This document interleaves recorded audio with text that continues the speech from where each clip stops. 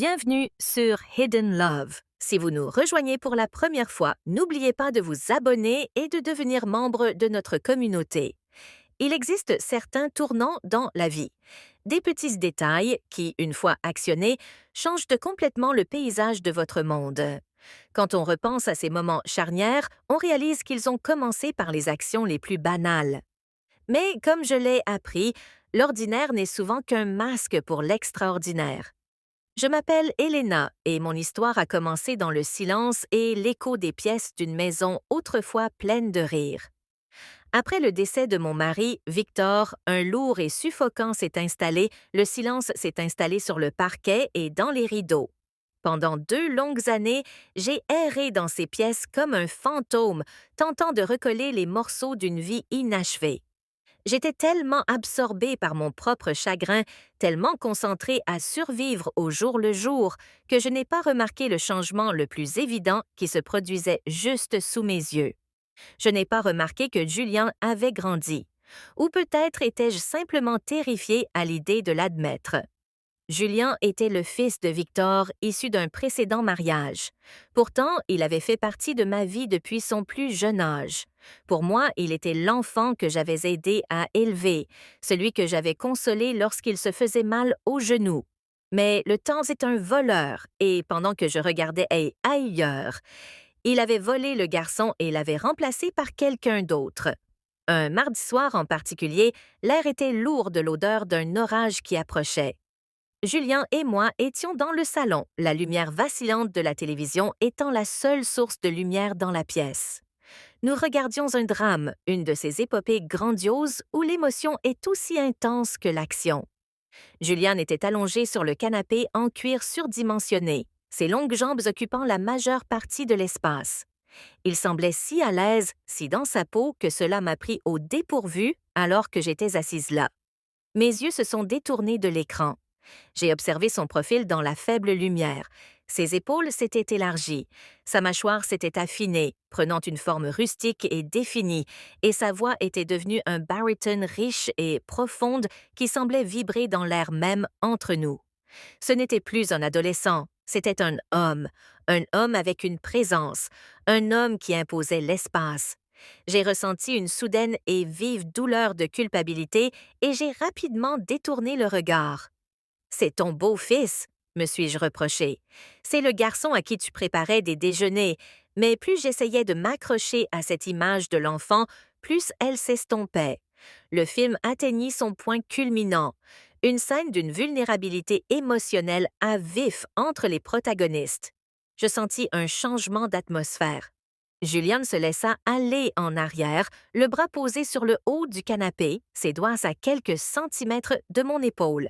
Cette proximité était intentionnelle, même si j'essayais de me convaincre que ce n'était qu'une coïncidence. Nos regards se croisèrent une fraction de seconde et j'y perçus une profondeur d'émotion qui me coupa le souffle. Il y avait une chaleur persistante, une communication silencieuse que je n'étais pas prête à déchiffrer. Un malaise m'envahit. J'essayais de le relativiser, riant doucement à une réplique du film. Ce n'est qu'une histoire, n'est-ce pas, hein? Murmurai-je plus pour moi-même que pour lui, mais mon cœur n'écoutait pas. Il battait la chamade contre mes côtes. Lorsqu'une scène se déroula à l'écran, je sentis la chaleur de son souffle contre ma joue alors qu'il se penchait légèrement vers moi. Il était si près que je pouvais sentir la légère odeur de bois de cèdre et de pluie sur sa peau. J'étais un amas chaotique de signaux contradictoires. Un sentiment d'inconvenance, oui, mais en dessous se cachait un frisson interdit qui me terrifiait. « Elena, dit-il. » Sa voix était un murmure bas, à peine audible, par-dessus la musique montante du film. Je pensais à quelque chose. Je tournai la tête pour le regarder, le cœur battant la chamade. « Qu'y a-t-il, Julien? » demandai-je, bien que ma voix n'ait pas retrouvé son ton habituel. « Je voulais juste te remercier, » dit-il, sans quitter des yeux les miens. « Après la mort de mon père, tu n'étais pas obligé de rester. Tu n'étais pas obligé de faire de cette maison un foyer pour moi, mais tu l'as fait. Tu as été la seule constante dans ma vie, et je n'ai jamais ressenti le vide de cette maison grâce à ta présence. » Ces mots étaient comme un poids qui me frappait avec un mélange de tendresse et de tristesse. Bien sûr, Julian, ai-je réussi à dire avec un sourire étrange.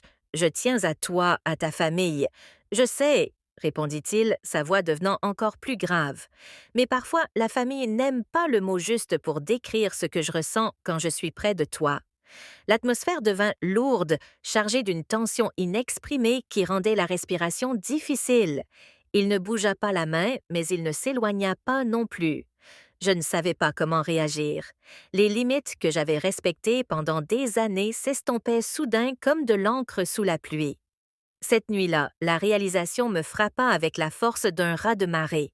Julien était un homme et la façon dont il me regardait n'était pas le regard d'un fils sur sa mère. C'était une vérité qui allait tout changer.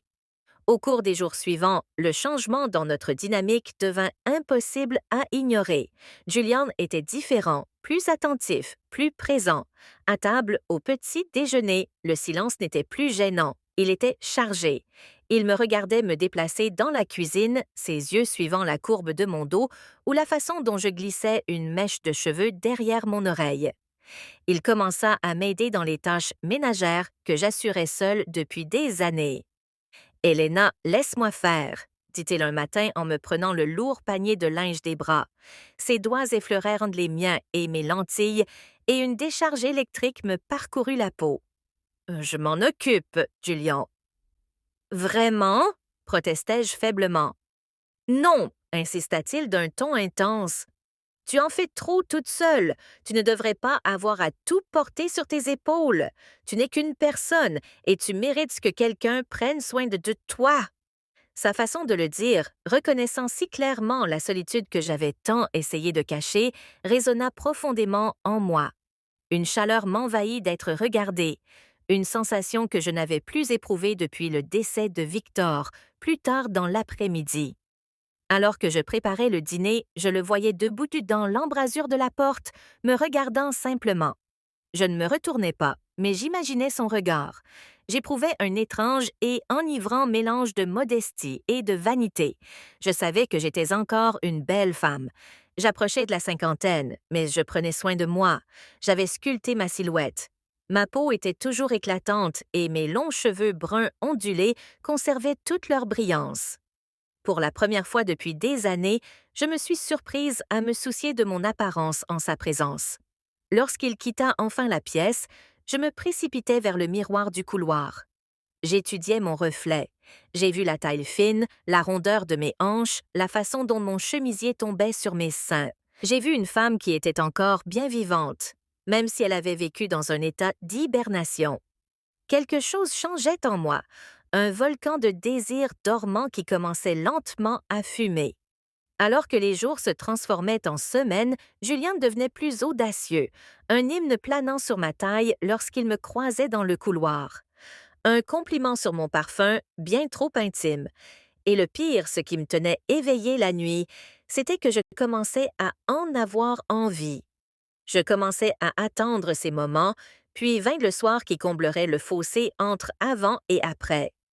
J'étais sortie faire des courses et, en arrivant dans l'allée, la maison me parut différente. Les lumières étaient tamisées et une douce lueur dorée se répandait des fenêtres du salon. En entrant, j'ai été accueillie par le parfum de lilas et de cire précieuse. Il y avait des bougies partout, sur la cheminée, la table basse, dans la salle à manger. Julian se tenait au centre de la pièce, incarnant chez un aîné la sophistication. Il portait une chemise blanche impeccable, les manches retroussées dévoilant ses avant-bras, et un pantalon sombre. Je ne l'avais jamais vu aussi imposant. Qu'est-ce que c'est que tout ça? Demandai-je d'une voix à peine audible. C'est ton anniversaire, Elena, dit-il avec un sourire doux et entendu. Tu croyais que j'allais oublier? J'avais oublié. J'étais tellement prise dans le tourbillon de la vie que mes propres événements importants étaient devenus insignifiants. Mais Julien, lui, n'avait pas oublié. Il s'approcha de moi et me tendit une boîte magnifiquement emballée. « Trouvez Ouvre-la, m'encouragea-t-il. À l'intérieur, posée sur un lit de papier de soie, se trouvait une robe, d'un rouge nuit profond, faite d'une soie si fine qu'elle semblait liquide entre mes doigts. C'était une pièce audacieuse, ouverte dans le dos avec une fente haute qui laissait peu de place à l'imagination. Juliane, c'est... Je n'arrive pas à... balbutiai-je. Tu peux, dit-il fermement. Je veux te voir dedans. Je veux que tu sois aussi belle que tu l'es réellement. S'il te plaît, Elena, juste pour ce soir. J'ai emporté la robe dans ma chambre, le cœur battant la chamade. Alors que je troquais mes vêtements de tous les jours contre la soie, le tissu caressait ma peau comme une caresse. Je me suis regardée dans le miroir en pied et j'ai poussé un soupir d'admiration. La robe m'allait comme une seconde peau, soulignant chaque courbe que j'avais passé des années à essayer de dissimuler. Mes jambes me paraissaient longues et élégantes à travers la fente. Le dos nu révélait la ligne lisse de ma colonne vertébrale. J'avais l'air d'une femme prête à être aimée. C'est de la folie, ai-je murmuré à mon reflet. Je me fais belle pour mon beau-fils. Mais alors que j'appliquais une touche de rouge à lèvres carmin et que je laissais mes cheveux retomber sur mes épaules, je savais que je n'allais pas arrêter d'hôte quand je suis descendue les escaliers. Juliane m'attendait en bas. Il retint son souffle un instant. Son regard glissa lentement de mes orteils à mes yeux, et l'admiration pure qu'il y portait me rendit plus forte que jamais. « Tu es magnifique, dit-il d'une voix tendue.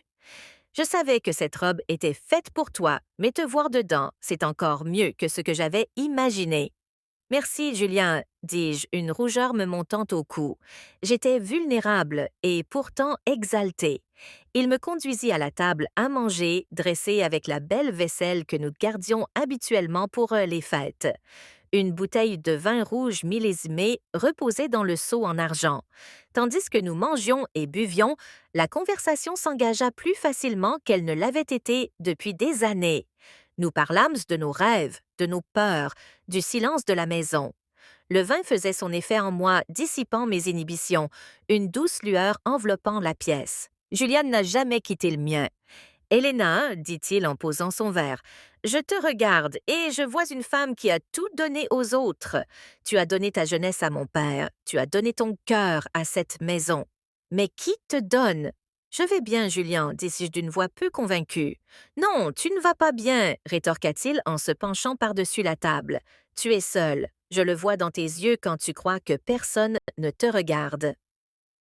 Une femme comme toi, tu ne devrais pas être seule. Tu as des besoins, tu as un cœur qui mérite d'être célébré. J'ai senti une boule dans ma gorge. La franchise brute de ces mots a fait tomber mes défenses. La vie est compliquée, Juliane. Ce n'est pas toujours une question de ce qu'on veut. Parfois si, dit-il doucement. Il se leva et contourna la table, s'arrêtant juste à côté de ma chaise. Il posa une main sur le dossier, se penchant pour que son visage soit à quelques centimètres du mien. Parfois, il s'agit de prendre ce qui est juste devant soi. J'ai levé les yeux vers lui, le souffle coupé. La tension était si palpable que j'aurais presque pu la retenir. Mon esprit criait non, mais mon corps criait oui. Julien n'a pas attendu de réponse. Il s'est penché et ses lèvres ont rencontré les miennes. Dot. Ce n'était pas un baiser timide, c'était un baiser passionné, chargé d'années de désirs refoulés et de mots non dits. C'était le baiser d'un homme qui avait trop attendu pour obtenir ce qu'il désirait. Pendant un instant, je suis restée figée par le choc, puis le mur que j'avais érigé autour de mon cœur s'est effondré. Je l'ai embrassé en retour avec une ferveur qui m'a moi-même surprise. Mes mains ont trouvé ses cheveux, le rapprochant tandis que ses mains serraient ma taille, me soulevant de la chaise jusqu'à ce que nos corps soient pressés l'un contre l'autre. Le monde extérieur, les règles, les étiquettes, le passé, tout a disparu. Il ne restait que la chaleur de sa peau, le goût du vin et les battements frénétiques de nos cœurs. Mais soudain, une brille de réalité a percé le brouillard. Je suis revenue en arrière, haletante, haletante. Julien, je ne peux pas faire ça. Ce n'est pas juste. Je suis à toi. Ne le dis pas, murmura-t-il, les yeux sombres de passion. N'utilise pas d'étiquette pour nier ce que nous voulons tous les deux. Tu sais que c'est que nous voulons tous les deux. Je dois y aller, dis-je d'une voix tremblante. Je me retournai et dévalai les escaliers, la soie de ma robe rouge frôlant mes jambes. Je verrouillai la porte de ma chambre et m'y appuyai, le cœur battant la chamade. Assise au bord du lit, je fixais mon reflet dans le miroir de la coiffeuse. Mon rouge à lèvres avait bavé, mes cheveux étaient en désordre et mes yeux étaient grands ouverts, mélangeant terreur et désir. Qu'ai-je fait? Murmurai-je. J'essayais de dormir, mais le sommeil me semblait un pays lointain. Chaque fois que je fermais les yeux, je sentais ses lèvres sur les miennes. Je sentais la force de ses bras. La maison était silencieuse, mais c'était un silence différent, maintenant. Je m'y attendais. 1 heure plus tard environ, j'entendis le léger clic de ma poignée de porte. Je l'avais verrouillée, mais c'était une vieille maison, et Julien connaissait les ficelles du métier. La porte s'ouvrit en grinçant et un rayon de lumière du couloir se répandit sur le sol. Julian se tenait dans l'embrasure de la porte, sa silhouette haute et imposante. « Helena, murmura-t-il, je sais que tu es réveillée. » Je me redressai, les couvertures sur moi. « Julian, retourne dans ta chambre. »« Je ne peux pas, » dit-il en entrant dans la pièce et en refermant la porte derrière lui. La pièce sombra dans une quasi-obscurité, à l'exception du clair de lune qui filtrait à travers les rideaux. Il s'approcha du lit avec une grâce lente et délibérée. « J'ai passé des années à essayer d'être celui que tu attendais de moi. Mais ce soir, je ne peux plus l'être. Je t'aime, Helena, pas comme un fils, mais comme un homme. » La sincérité de sa voix me bouleversa. Je le regardais et toutes ces raisons qui auraient dû me pousser à dire non semblèrent se dissoudre dans l'obscurité de la pièce. Je réalisais que j'avais soif d'affection, du besoin d'être désirée, et Julian était là, m'offrant tout ce que j'avais perdu. « Je sais que je devrais te dire de partir, » dis-je d'une voix à peine audible. « Mais la vérité, c'est que je ne veux pas que tu partes. » J'ai aperçu un sourire fugace sur son visage au clair de lune. Il s'est assis au bord du lit et a tendu la main, sa main caressant ma mâchoire. « Alors ne le fais pas, » a-t-il dit. J'ai pris une profonde inspiration, rassemblé mon courage et attrapé les bretelles de la robe rouge. Tandis qu'elle glissait le long de mes épaules, j'ai ressenti une profonde sensation de libération. Le passé était révolu, l'avenir incertain, mais dans cette situation, il n'y avait qu'un point. Le souffle de Julien s'escope tandis qu'il regardait la soie tomber. Il s'est approché de moi, ses mouvements empreints d'un mélange de révérence et de désir brut. Quand sa peau a touché la mienne, c'était comme rentrer à la maison après un long et froid voyage. Les barrières avaient disparu. Les secrets étaient dévoilés. Nous avons passé le reste de la nuit perdus l'un dans l'autre, redécouvrant les particules de nous-mêmes que nous pensions mortes avec Victor. Il y avait là une passion à la fois familière et totalement nouvelle. Julien était à la fois tendre et ferme, et dans ses bras, je me sentais comme une femme qu'on redécouvrait pour la toute première fois. J'enfonçais mes ongles dans ses épaules, m'ancrant dans la réalité du battement régulier de son cœur contre le mien. Lorsque les premiers rayons de l'aube commencèrent à percer à travers les rideaux, la pièce se teinta d'un doux bleu. Juliane dormait à mes côtés, le visage paisible d'une manière que je n'avais pas vue depuis des années. Je restais éveillée, observant la lumière changer, pensant au monde auquel nous serions confrontés en sortant de cette pièce. La maison n'était plus silencieuse. Elle résonnait des échos de ce que nous avions partagé. Je savais que nos vies étaient désormais inextricablement liées d'une manière qu'il serait difficile d'expliquer au monde extérieur. Il y aurait des murmures, il y aurait des jugements et il y aurait 1000 questions auxquelles nous n'étions pas prêts à répondre. Mais en regardant Julien, j'ai réalisé que pour la première fois en 2 ans, je n'avais plus peur. Je ne pleurais plus un fantôme. Je contemplais un avenir complexe, chaotique, magnifique. C'était notre amour caché, un secret gardé entre ces 4 murs. Et même si le monde ne le comprenait pas, il nous appartenait entièrement. Dot. Le soleil montait, baignant la pièce de sa chaleur. J'ai tendu la main et suivi la ligne de la mâchoire de Julien, et il s'est agité, ouvrant les yeux pour croiser les miens. Il n'a rien dit. Il a simplement tendu la main vers moi et m'a serré contre lui, posant ma tête sous son menton. « Que se passe-t-il maintenant » ai-je murmuré. « Ce que nous voulons » a-t-il répondu, la voix encore ensommeillée. « Nous avons tout notre temple. » Et tandis que j'étais allongée là, serrée dans les bras de l'homme qui avait été autrefois un garçon que j'avais protégé, je réalisais que parfois les chemins les plus inattendus mènent aux plus belles destinations. Ce n'était pas la fin d'une histoire, c'était le début d'un nouveau chapitre, écrit dans un langage de secret, de soi et de la force tranquille d'un amour qui refusait de rester caché. L'air dans la pièce était plus léger, les ombres moins intimidantes. Nous savions que le chemin à parcourir serait escarpé. Nous vivions dans une maison construite par un autre homme, portant le poids d'un passé que tous les autres attendaient de nous que nous honorions d'une certaine manière. Mais à mesure que la lumière du matin grandissait, un nouveau sens du but m'envahit. Je n'étais plus qu'une veuve ou une belle-mère. J'étais Helena et j'étais aimée. Nous devrions être prudents. Il y aurait des dîners où nous devrions agir comme si rien n'avait changé. Il y aurait des voisins et des amis qui chercheraient les schémas familiers de nos vies. Mais sous la surface, il y aurait un feu caché, un lien secret qui transformerait chaque jour en une aventure. Dot. Julian m'embrassa le front, une promesse silencieuse de fidélité. On trouvera une solution, Helena, un jour à la fois.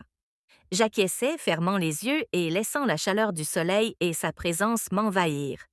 Le silence de la maison avait enfin disparu, remplacé par la respiration régulière et rythmée de deux personnes qui s'étaient trouvées dans ce point sombre, alors que nous nous levions enfin pour affronter la journée. La robe rouge gisait sur le sol, un souvenir vibrant et abandonné de la nuit où le monde avait basculé. Je la regardais et souris. C'était la couleur de la passion, la couleur du risque et la couleur d'un nouveau départ. Quels que soient les défis qui nous attendaient, quoi que le monde puisse dire de nous, peu importait. Dans le calme de cette maison, sous le couvert de la nuit et la sécurité de notre amour partagé, nous avions trouvé quelque chose de vrai. Et dans un monde si souvent froid et vide, c'était plus que suffisant. Point. Merci d'être resté avec nous tout au long de ce voyage d'amour caché. Cette histoire nous rappelle que le cœur ne se plie pas toujours aux règles et que parfois les liens les plus profonds se tissent dans les endroits les plus inattendus. Si vous avez apprécié ce récit, n'oubliez pas de liker cette vidéo et de partager vos impressions dans les commentaires. Nous avons encore beaucoup d'histoires à raconter, beaucoup de secrets à dévoiler. Restez connectés pour découvrir la suite des aventures d'Helena et Julian, alors qu'ils explorent les complexités d'un amour qui n'aurait jamais dû exister, mais qui était pourtant écrit. D'ici là, gardez vos cœurs ouverts et vos secrets protégés. C'est l'amour caché.